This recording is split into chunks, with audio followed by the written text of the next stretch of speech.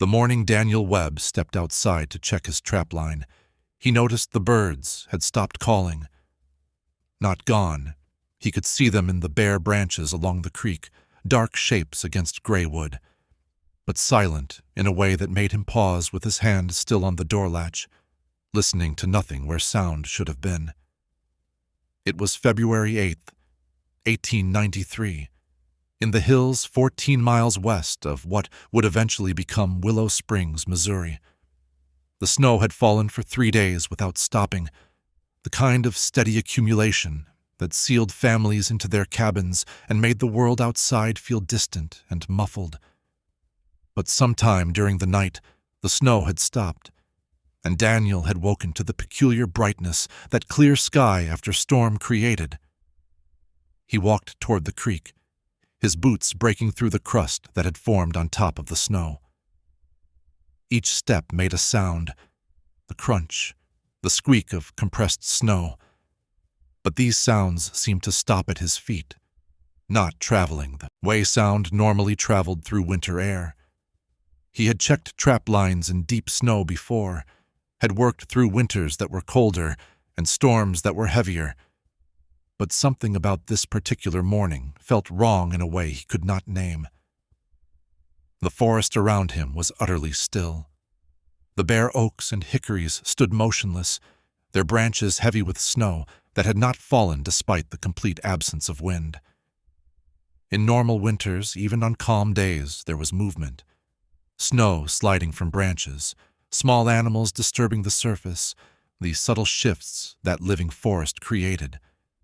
But today, everything was frozen in a stillness that felt less like peace and more like held breath. The traps were empty. All 6 of them checked in sequence along the creek where he knew animals moved even in deep winter. Empty and undisturbed, the snow around them showing no tracks except his own. He stood at the last trap looking at smooth snow that should have been marked by the movement of creatures that did not stop living just because humans found weather difficult.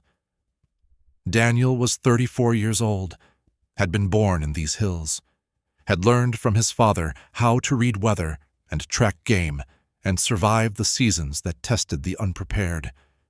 He knew what empty traps could mean. Animals sheltering deep, waiting out conditions, patterns disrupted by unusual cold or unusual snow. But 6 empty traps in sequence, with no disturbance even of the bait he had carefully set, suggested something beyond normal animal caution. When he returned to the cabin, his wife Martha was feeding their daughter Anne. The interior was warm from the fire Martha had built up after waking, and the smell of cornmeal mush filled the small space. Everything was ordinary. Everything was routine. Everything was normal, except for the silence that pressed against the walls from outside. He told Martha the traps were empty. She looked up from Anne's bowl, considered this information, then nodded, and said perhaps the animals were sheltering deeper in the forest, waiting for the snow to settle before moving again. This was reasonable. Animals did shelter. Storms did change their patterns. There was no cause for concern in one morning's empty traps, but Daniel stood at the window after breakfast, looking out at the forest, and the silence bothered him in ways he could not articulate. He could see other cabins from here, the Morrison place perhaps half a mile to the north, smoke rising from their chimney in a thin straight line, and beyond that, another column that marked where the Schneider family lived. Smoke meant fires. Fires meant families were present, were warm, were continuing the routines that winter required. Martha came to stand beside him, wiping her hands on her apron. She was 31 years old, had come from a settlement to the east when they married 7 years before. She had adapted to isolation with less difficulty than Daniel had expected, had learned skills his mother taught her before his mother died 3 winters back, had become competent in the ways that made their life in these hills possible. She was quiet for a moment, looking out at the same view Daniel was studying. Then she said, "Do you hear that?" He listened, heard nothing, said so. "Exactly," she said. They stood together in silence, and Daniel realized what she meant. On a normal winter morning after a storm cleared, there would be sound. Distant axes as neighbors cut firewood, dogs barking, the occasional call of someone working outside, the natural sounds that human settlement created, even in isolated territory. But today there was nothing except the small noises their own cabin made, the fire crackling, Anne playing quietly behind them, the sounds of their own breathing. "Maybe everyone's sleeping late," Daniel said, though he did not believe this. Farm families did not sleep late, even after storms. There was always work, always animals to tend, always tasks that required attention regardless of weather or exhaustion. "Maybe," Martha said, in a tone that suggested she did not believe it either. Anne came to stand between them, pressing her face against the window. She was 5 years old, small for her age but healthy and quick, a child who had known nothing except life in these hills and who treated isolation as normal rather than hardship. "The birds are sitting very still," she said, pointing toward the trees near the creek. "They're not flying." Daniel looked where she pointed. She was right. He could see perhaps a dozen birds in the bare branches, all of them motionless, all of them silent. Birds did rest, did conserve energy in cold weather, but not like this. Not all of them at once, not in the complete stillness that made them look like dark ornaments hung on gray wood. "They're probably cold," Martha said, "waiting for sun to warm them." But there was no sun. The sky was gray and flat, the kind of overcast that could mean more snow or could mean nothing, but that cast everything in the diffuse light that made distances hard to judge and shadows impossible to find. Daniel stepped away from the window and went to check their supplies. This was practical. This was something he could control. This was action that made sense, regardless of whether the silence meant anything or was simply the natural quiet that sometimes followed storms. They had flour and cornmeal, dried beans and preserved meat, enough to last perhaps 3 weeks if they were careful. Firewood was stacked outside, a winter's worth that Daniel had cut and split in late autumn when the work was easier. Water they could melt from snow. By all practical measures, they could sustain themselves through extended isolation, if weather prevented travel or made visiting neighbors unwise. Martha began preparing their midday meal, moving through the familiar routine with practiced efficiency. Anne played with the wooden figures Daniel had carved for her the previous winter, a horse, a cow, a dog, simple shapes that her imagination transformed into whatever her games required. Everything was normal. Everything was routine. Everything was fine. But the silence pressed against the cabin walls, and Daniel found he could not settle, could not sit still, could not focus on the small tasks that usually filled winter days when outside work was impossible. He went to the window repeatedly, looking out at the unchanged landscape, at the motionless trees, at the smoke rising from distant chimneys in those perfect vertical lines that marked the complete absence of wind. By early afternoon, the pressure of not knowing had become stronger than the comfort of staying inside. Daniel told Martha he was going to walk to the Morrison place, check if Frank and Ellen were managing the snow, see if they had noticed anything unusual about the morning. Martha looked at him for a long moment, then nodded. This was reasonable. Neighbors checked on neighbors after storms. The fact that Daniel wanted reassurance more than he wanted to provide assistance was something neither of them needed to say aloud. He dressed carefully. Heavy coat, thick gloves, wool hat that covered his ears against cold that could kill if underestimated. He told Anne to be good for her mother, told Martha he would return within 2 hours, and stepped out into the silent day. The cold hit him immediately, the kind of sharp cold that made breath visible and skin ache. But the absence of wind made the cold less brutal than it would have been otherwise. He could walk without fighting against air that pushed back, could move steadily through snow that was deep but not impossible. The walk to Morrison's took 40 minutes through snow that was knee-deep in places where drifting would have occurred if there had been wind to create drifts. But the snow was oddly uniform, as if it had fallen and then frozen exactly where it landed, creating a surface that was consistent and level in ways that natural snowfall rarely produced. Daniel moved carefully, watching for the landmarks he knew. The lightning-struck oak that stood alone in the clearing, the boulder that marked where the creek bent east, the line of cedars that Frank Morrison had planted as windbreak 5 years before. These markers were familiar, were the reference points that made navigation possible in landscape that snow transformed into sameness. As he walked, he listened. The crunch of his boots in snow, his own breathing, visible as vapor that hung in the still air. Nothing else. No wind through trees. No distant sounds of human activity, no bird calls or animal movement. Just his own sounds, isolated and strange in the silence that absorbed them. The Morrison cabin came into view gradually, materializing through the gray air like something emerging from fog. Smoke rose from the chimney in that same perfect vertical line, rising straight up into the gray sky without the slightest deviation that even minimal air movement would create. Daniel called out as he approached, his voice sounding loud and wrong in the quiet. No answer came. He called again, louder, announcing his presence in the way that frontier courtesy required. Still no response. The door opened.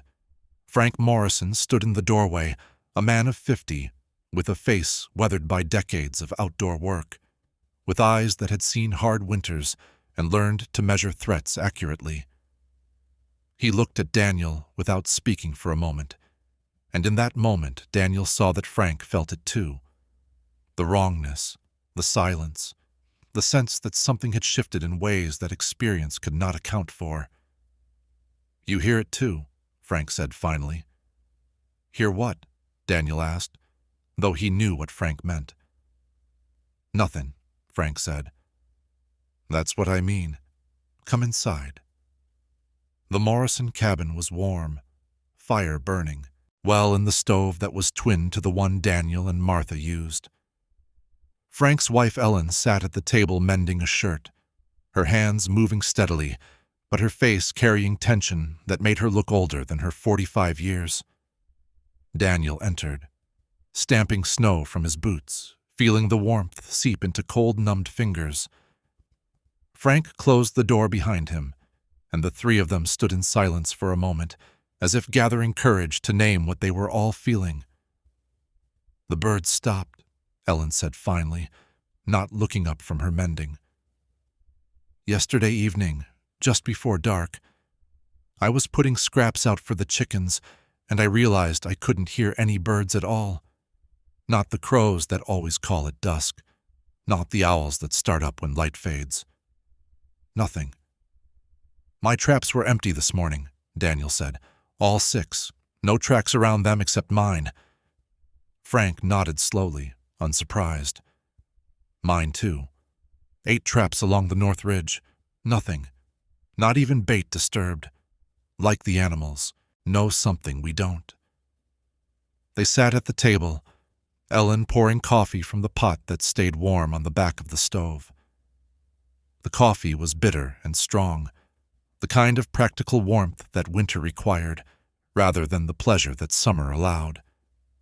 They drank in silence, each of them trying to find words for observations that seemed too insubstantial to share, yet too consistent to dismiss.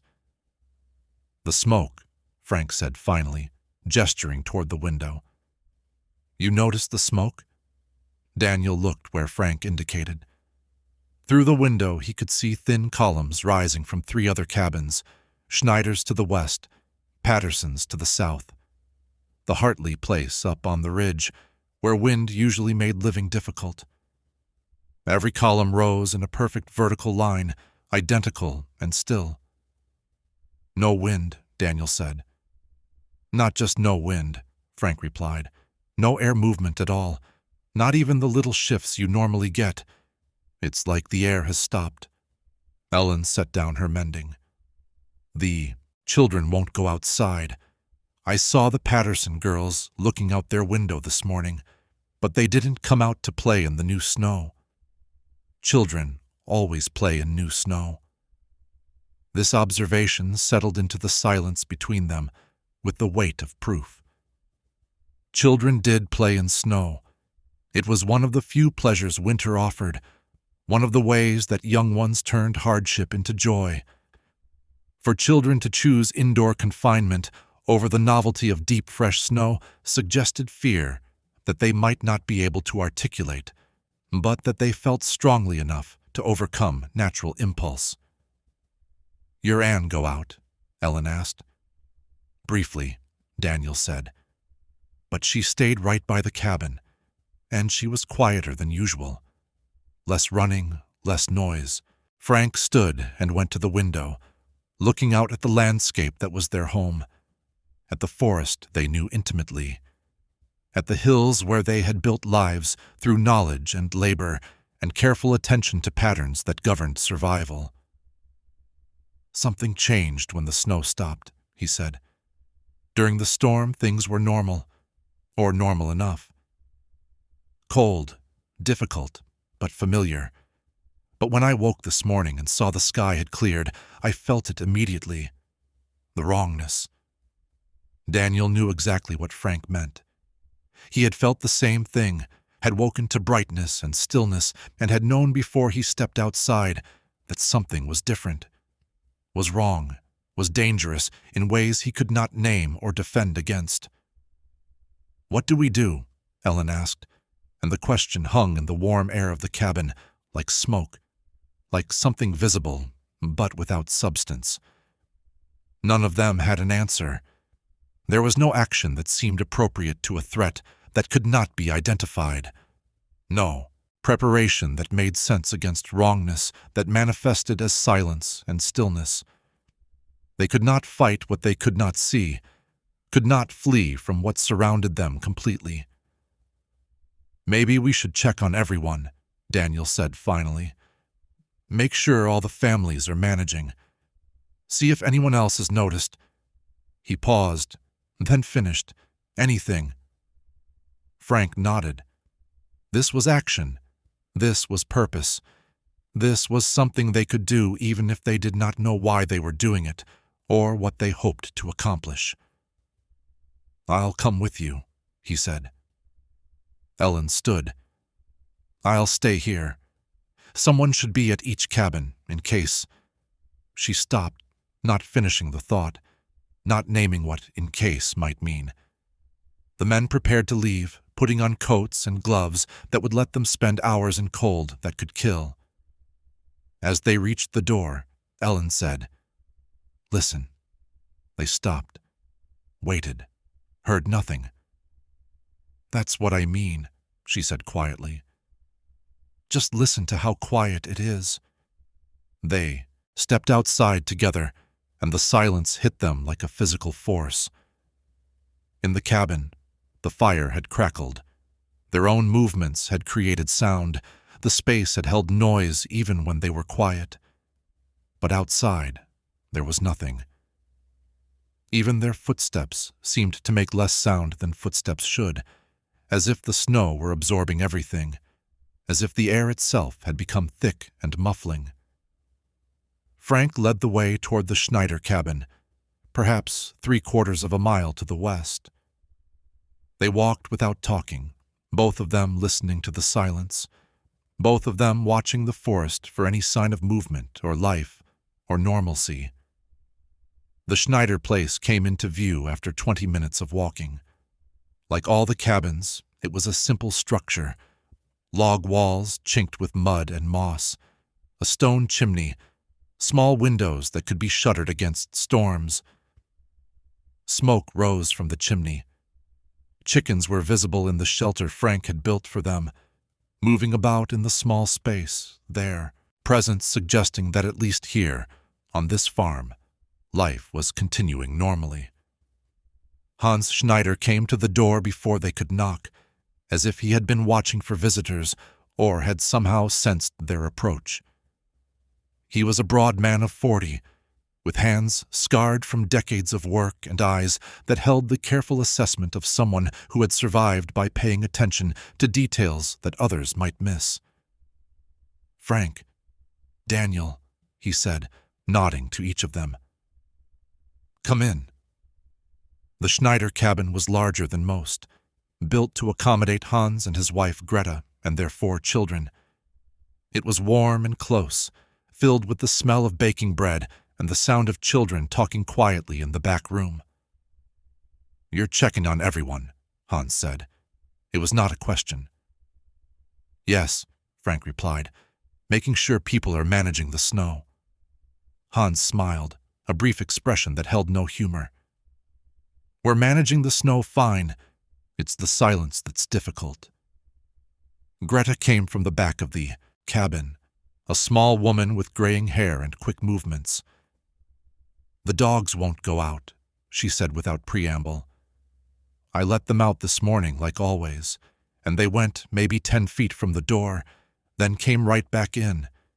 They're in the corner now, both of them, just sitting and watching the door like they're waiting for something." Daniel glanced toward where she indicated and saw 2 large dogs, the kind bred for hunting and protection, pressed against each other in the corner, farthest from the door. They were alert, but motionless, their eyes fixed on the door with an intensity that suggested fear rather than watchfulness. "Animals know," Hans said quietly. "They know before we do, usually. When weather's coming, when something's wrong, they know." "Know what?" Frank asked. Hans shook his head. "That's the question, isn't it? What do they know that we don't? What do they sense that we can't?" They talked for a few minutes more, comparing observations, finding the same patterns, empty traps, silent birds, animals refusing to range away from shelter, the sense of wrongness that had settled over the hills, like the snow that had fallen and then stopped falling. When Daniel and Frank left to continue their checking, Hans walked with them to the edge of his clearing. "Be careful," he said. "I don't know what we're being careful of, but be careful anyway." They moved on to the Patterson cabin, where they found William and Catherine Patterson and their 3 daughters. The family was healthy, was managing supplies adequately, was surviving winter as they had survived previous winters. But Catherine mentioned that her daughters had been having bad dreams, had been waking in the night, crying about sounds they said they could hear but could not describe. "What kind of sounds?" Daniel asked. Catherine shook her head. "They can't say, or won't say. They just cry and ask me to make it stop, and I don't know what it is." At the Hartley place, high on the ridge where the view stretched for miles, they found Jacob Hartley standing outside despite the cold, staring at the sky as if searching for something he could not name but would recognize if he saw it. "No wind," Jacob said when they approached. 3 days of storm, and the wind never stopped. Constant, hard, the kind of wind that gets into everything and makes sleep difficult.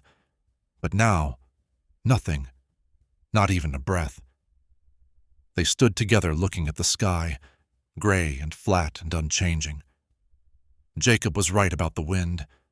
Storm wind in these hills was unrelenting, was part of what made the ridgeline difficult to live on. But today, the air was perfectly still, perfectly calm, perfectly wrong. "Your family all right?" Frank asked. Jacob nodded. "All present, all well. but my wife says she can feel something pressing down, like the air's heavier than air should be. I thought she was imagining it, but now I feel it too, like there's weight on everything. Daniel felt it as well now that Jacob had named it. Not exactly pressure, not exactly heaviness, but a sense that the air itself had substance it normally lacked, that moving through it required slightly more effort than movement should require. They visited 2 more cabins, the Foster place at the eastern edge of the territory and the small cabin where Thomas Reed lived alone, an old man who had come to these hills before anyone else and who had stayed despite hardships that drove younger families away. At each cabin they found the same thing: families present and healthy, supplies adequate, but everyone feeling the wrongness, everyone noticing the silence, everyone seeing in the behavior of animals and children the confirmation of something they could sense but not understand. By the time Daniel started back toward his own cabin, the afternoon was fading toward evening. The light was dimming, the gray sky growing darker, but there was no sunset visible, just a gradual decrease in brightness that made the world seem to be slowly erasing itself. The walk home took longer than it should have. The snow seemed deeper, or his legs seemed weaker, or the air seemed thicker. By the time he reached his cabin, full darkness had fallen, and he was exhausted in a way that simple walking through snow should not create. Martha was at the door before he could knock. "I was worried," she said, and he could hear in her voice that worried was an understatement, that she had been afraid in ways she did not want to name in front of Anne. He stepped inside, grateful for warmth and light and the familiar space that was home. Anne was already asleep, Martha said, had been tired after dinner, had gone to bed without the usual resistance children offered, had fallen asleep almost immediately. "That's not like her," Daniel said. "No," Martha agreed. "It's not." They sat at the table, and Daniel told her what he had found, that all the families were present, were healthy, were managing, that everyone had noticed the silence, the stillness, the wrongness, that no one knew what it meant or what to do about it. Martha listened, and then said, "Anne asked me something today." "What?" "She asked if the quiet could hurt us." Daniel looked at his wife, saw in her face the fear that she had been holding back all day. "What did you tell her?" "I told her no. I told her quiet was just the absence of sound, that it couldn't hurt anyone." Martha paused. "But I don't think I believe that anymore." They sat in silence, listening to the quiet that pressed against the cabin walls, that seemed to seep through the cracks despite the chinked logs, that filled the spaces between them with something that was more than simple absence. Outside, in the complete darkness, nothing moved. The forest was still. The wind did not blow. The animals did not call. The world had become so quiet that Daniel could hear his own heartbeat, could hear Martha breathing across the table, could hear sounds his body made that were usually masked by the small noises of living.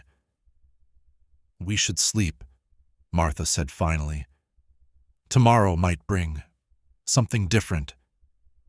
But neither of them believed this. Tomorrow would bring more of the same, more silence, more stillness, more of the wrongness that had settled over the hills when the snow stopped falling and had not lifted with the clearing of the storm. They went to bed, but did not sleep easily. Daniel lay in darkness listening to the silence, feeling it press down on him like weight, like water, like something with substance and intent. Beside him, Martha's breathing was too quick, too shallow, the breathing of someone who was afraid but trying not to show it. Sometime deep in the night, Anne cried out. Not a scream, just a sound of distress that brought both parents to her room immediately. She was sitting up in bed, her eyes open but unfocused, her small hands pressed against her ears. "What's wrong?" Martha asked, sitting beside her daughter, touching her face to check for fever. "It's too loud," Anne said. "What's too loud, sweetheart? There's no sound." "The quiet," Anne said. "It's too loud. It's pressing on my ears and it won't stop." Daniel and Martha exchanged looks over their daughter's head. Anne was 5 years old. She should not be able to articulate what they were feeling, should not have the words to describe pressure that came from silence rather than sound. "Try to sleep," Martha said gently, though her voice carried uncertainty. "Tell it to go away," Anne said, her eyes focusing on her mother's face with an intensity that was unsettling in a child so young. "Tell the quiet to go away and let the sound come back." But they could not tell silence to leave, could not command the return of sound, could not make the world be what it had been before the snow stopped falling and everything changed. They sat with Anne until she slept again, though her sleep was restless, marked by small movements and quiet sounds that suggested dreams that were not peaceful. Then they returned to their bed and lay awake in darkness that was so complete it felt solid, listening to silence that was so deep it felt like presence. Daniel thought about the other families, about Ellen Morrison sitting in her cabin listening to the same quiet, about Catherine Patterson trying to comfort daughters who cried about sounds they couldn't describe, about Jacob Hartley standing outside staring at a sky that gave no answers. 7 families scattered across these hills, all of them isolated, all of them experiencing the same wrongness, all of them waiting for something to change, or something to happen, or something to explain why the world had become wrong when the snow stopped falling. He did not sleep. He lay in darkness, feeling the weight of silence, feeling the pressure of stillness, feeling time pass in a way that was different from how time normally passed, slower and faster simultaneously, each moment stretching and compressing until he lost track of whether minutes or hours had gone by. Some time before dawn, or what he thought was before dawn, though without any lightening of the darkness he could not be certain, Martha whispered, "Daniel?" "I'm awake," he said. "Do you feel it? The pressure?"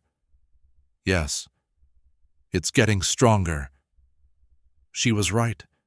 What had been subtle when the snow first stopped was becoming more pronounced, more physical, more impossible to ignore.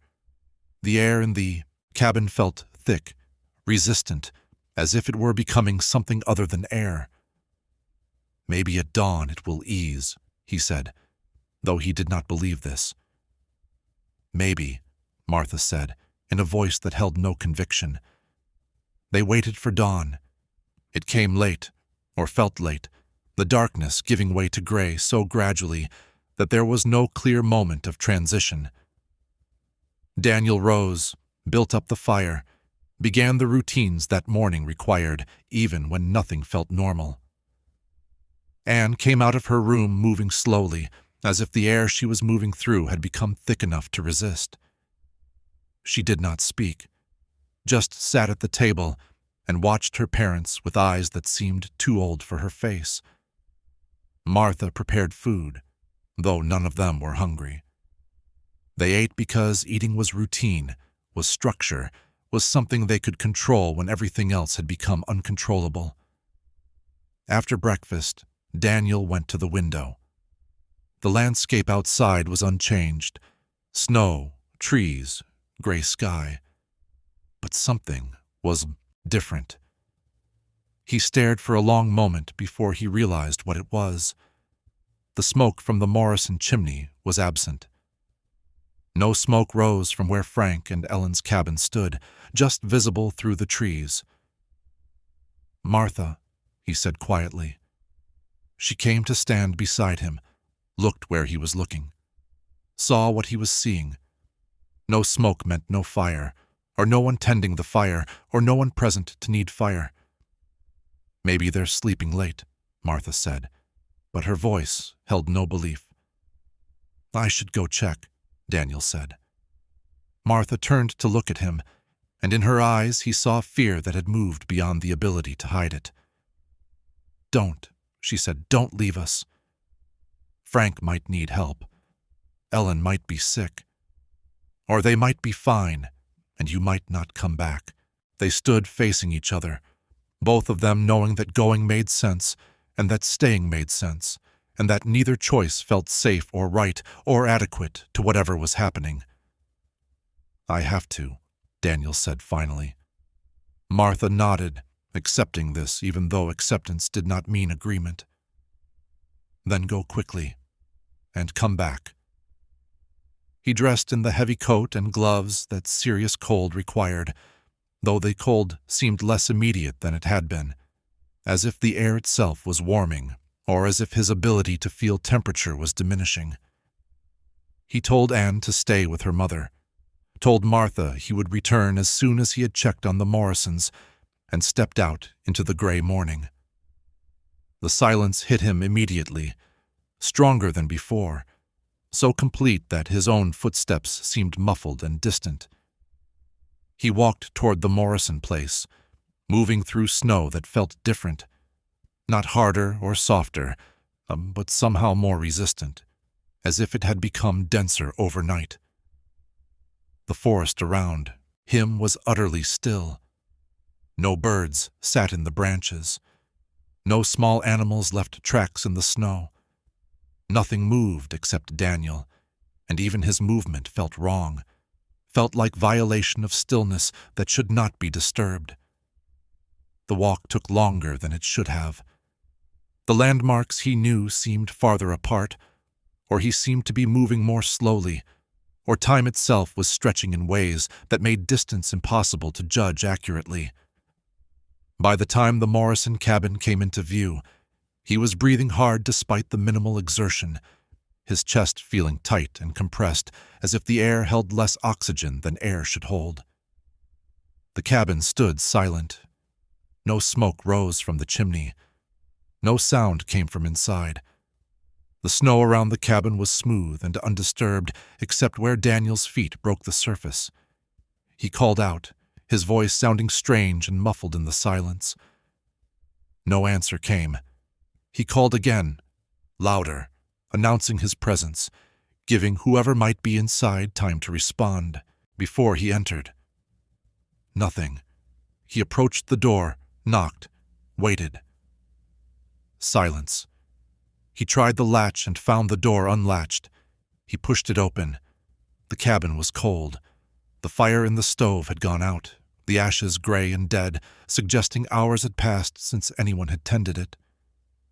The interior was neat, the table clear, the beds made, everything arranged as if people had just stepped out for a moment. But Frank and Ellen Morrison were not present. Daniel searched the cabin thoroughly, looking for signs of what had happened. He found nothing that suggested struggle or violence or hasty departure. Their coats hung on pegs by the door. Their boots stood in their usual places. Personal items that people would take if they planned to travel remained exactly where they would be stored. He went outside and walked the perimeter of the cabin, looking at the snow for tracks. The only footprints were his own, his approach from the path, his circuit around the building. No other tracks marked the snow. No trail led away toward the forest. No signs suggested that two people had walked away from their home. Frank and Ellen Morrison had simply ceased to be present, had vanished from their cabin while leaving everything in order, had disappeared without creating any physical evidence of departure. Daniel stood in the silence trying to process this, trying to find an explanation that made sense, trying to reconcile what he was seeing with what he knew about how the world worked. People did not vanish. They moved through physical space, they created disturbances, they left traces. The absence of those traces meant, What? That they had not left? But they were not inside. That they had left without walking? But how could someone leave without walking? A cold that had nothing to do with temperature moved through him. This was not wrongness that could be explained by weather, or animal behavior, or subjective feelings. This was wrongness that violated basic principles of physical reality, that suggested the world had become something other than what it had been. He left the Morrison cabin and walked toward the Schneider place, moving quickly now, driven by urgency that came from knowing what he was going to find but needing to confirm it anyway. The Schneider cabin was cold and empty. Hans and Greta and their 4 children were gone. The cabin was neat. The belongings were present. The snow around the structure showed no footprints except Daniel's. He went to the Patterson cabin. Empty. The Hartley place. Empty. The Foster cabin. Empty. Thomas Reed's small home. Empty. 7 families, all gone.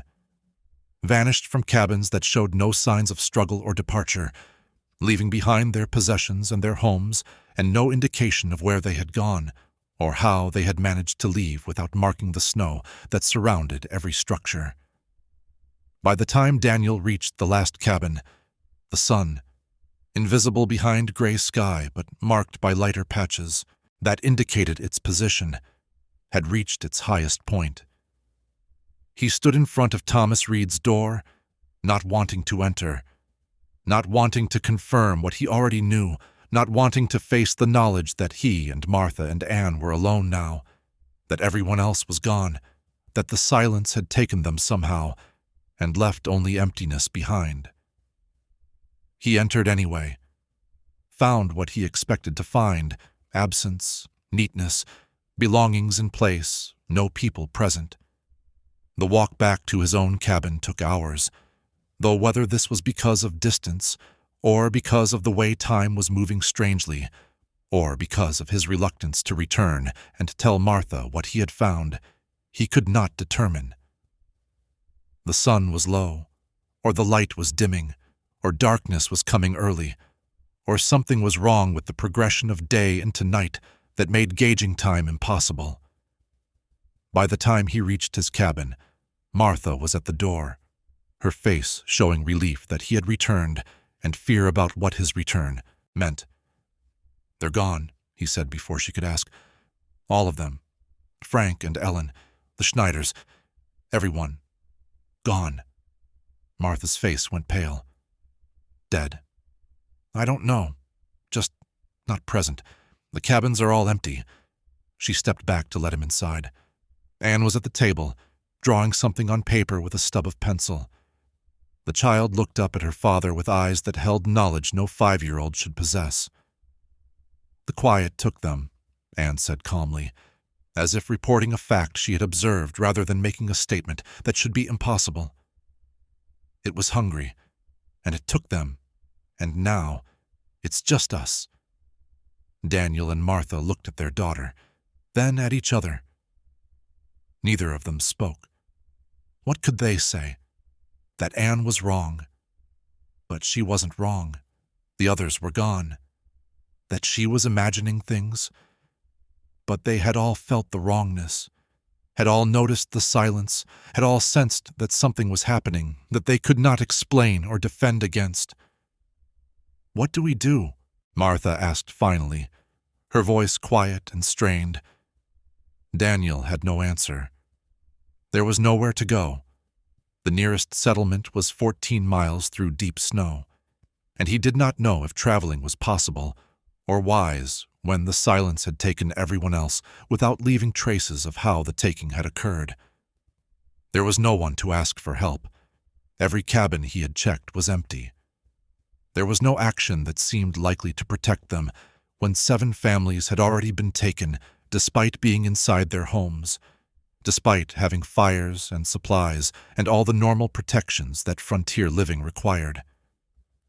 "We stay inside," he said finally, because this was the only plan he could formulate, the only response that felt like action, even if it was likely to make no difference. We keep the fire going. We stay together. We wait." "For what?" Martha asked. "I don't know." They spent the afternoon in silence, each of them trying to occupy themselves with tasks that had no real purpose, but that gave their hands something to do and their minds something to focus on, besides the fear that pressed down on them with increasing weight. Anne sat at the table, drawing pictures that Daniel glanced at occasionally and wished he hadn't. She was drawing the cabins, all 7 of them, arranged across the paper in rough approximation of their actual positions. But in each cabin window, she had drawn darkness, complete and total, and around each cabin she had drawn what looked like waves or pressure or something pressing inward that her 5-year-old skills could not quite capture, but that conveyed meaning anyway. As evening approached, Daniel went to the window and looked out at the forest. In the distance, he could see where the other cabins stood, though the structures themselves were barely visible in the dimming light. What he could see clearly were the absences, the places where smoke should have been rising but wasn't, the windows that should have shown lamplight but didn't, the signs of human presence that should have been visible but weren't. 7 cabins, all empty except this one.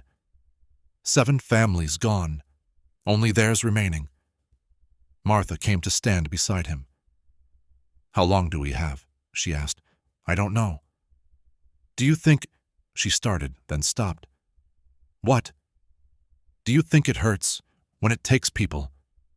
Daniel thought about this question, thought about the neat cabins and the arranged belongings and the absence of any signs of struggle or pain. "No," he said finally.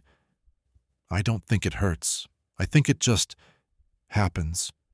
And then they're not here anymore." "Where are they?" "I don't know that either." They stood together watching darkness come, watching the world outside become invisible, watching the last light fade until there was nothing to see except their own reflections in the glass. 2 people and a child, alone, in a cabin, surrounded by silence that had weight and presence and hunger.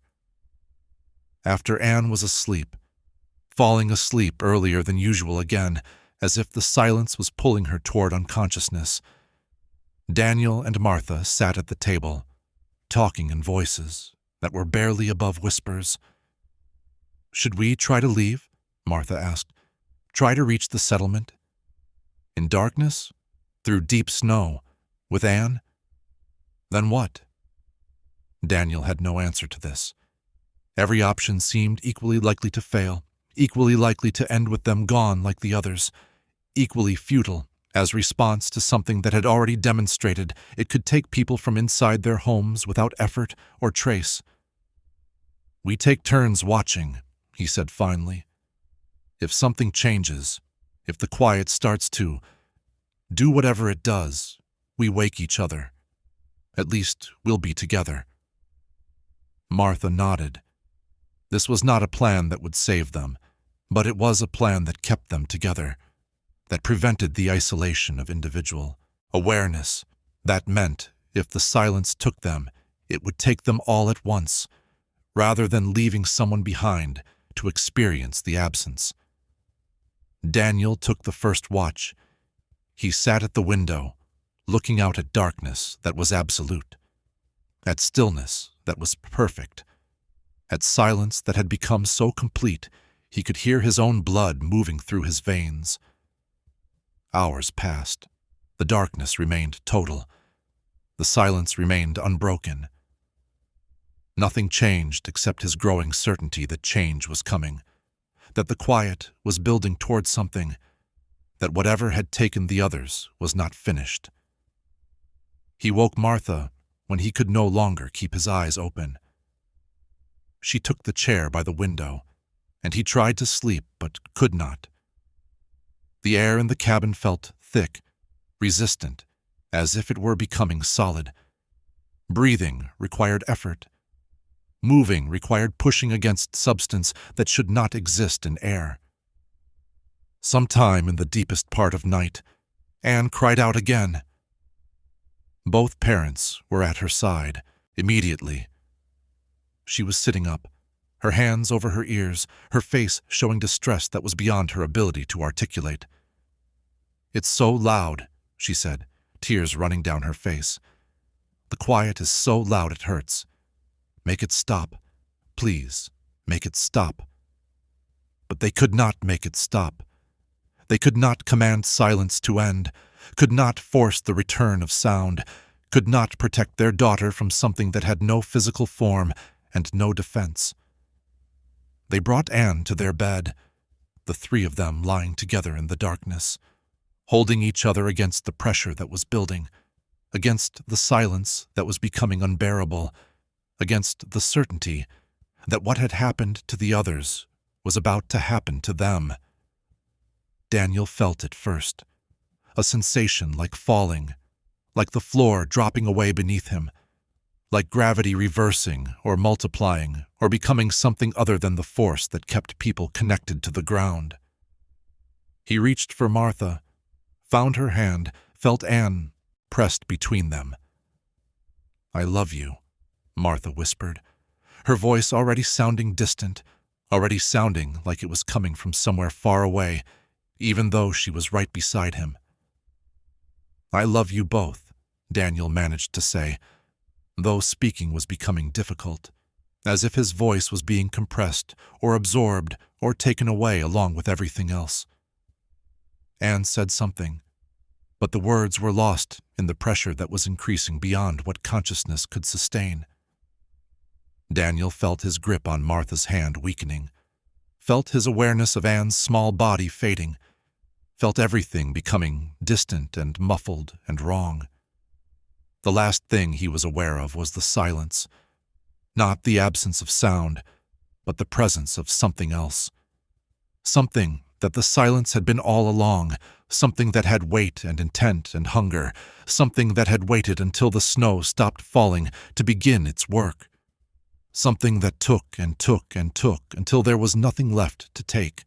In late March, when the snow finally melted enough for travel from settlements to the east, a group of men came into the hills, looking for families they knew had been living in this territory.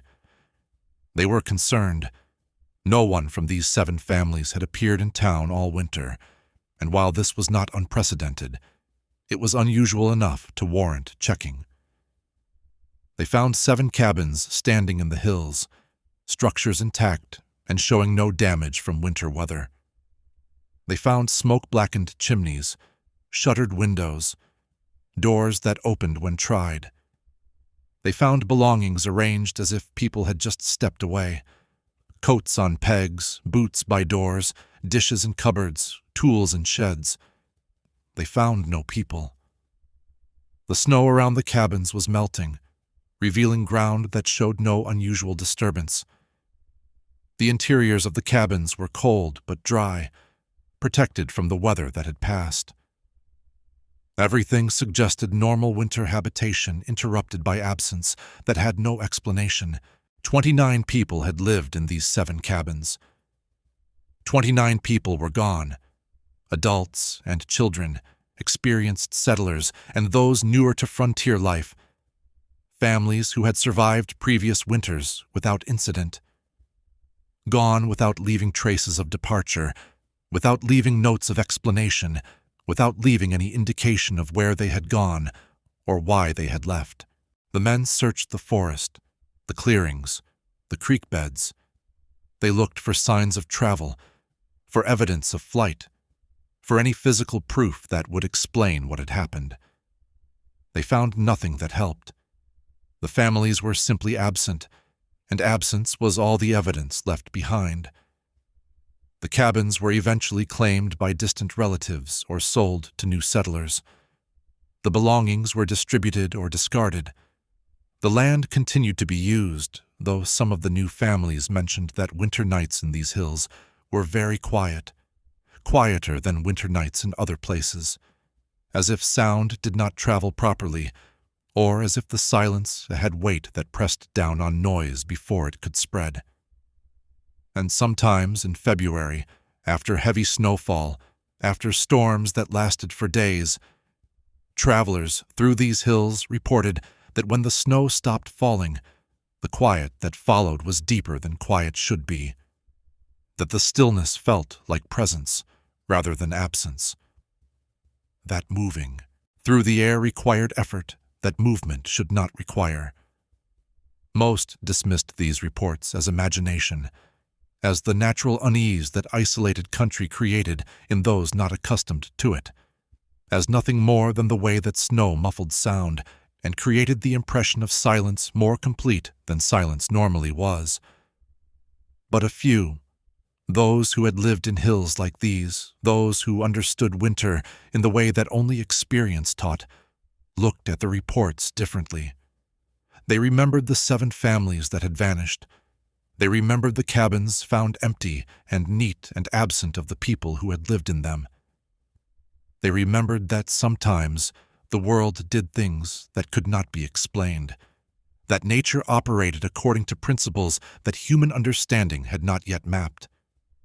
And they were careful, in February, after snowstorms cleared, to make noise, to speak loudly, to sing, to create sound that pushed back against the silence, to resist the quiet that had taken 29 people and left behind only empty cabins and unanswered questions, and the knowledge that when snow stopped falling in these particular hills, the silence that followed was not always just the absence of sound.